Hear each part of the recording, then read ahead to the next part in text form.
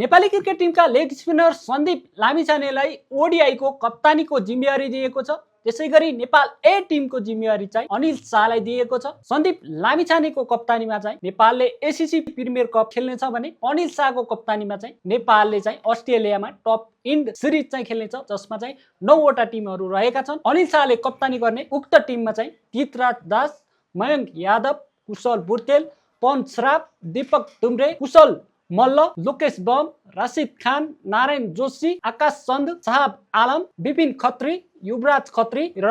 Reason Dhakal समेत रहेका छन्। टप इन्ड सिरिज चाहिँ अगस्त 21 देखि अगस्त 30 सम्म हुनेछ भने एसीसी प्रिमियर कप चाहिँ अगस्त 30 देखि सेप्टेम्बर 12 सम्म हुनेछ र अस्ट्रेलियामा हुने T20 टप इन्ड सिरिजमा चाहिँ 9वटा टोलीहरू चाहिँ सहभागी हुनेछन् र नेपालबाट चाहिँ नेपाल ए टिमले चाहिँ सहभागिता जनाउनेछ, जसको कप्तानी चाहिँ अनिल शाहले गर्नेछन् र उक्त टिममा चाहिँ कुशल बुर्तेल, कुशल मल्ल, लोकेश बम लगायतका सिनियर खेलाडीहरू पनि रहनेछन् भने यो पटक सोमपाल कामी, आरिफ शेख, नन्दन यादव, भीम सार्की लगायतका खेलाडीलाई चाहिँ रेस्ट दिएको छ क्यानले।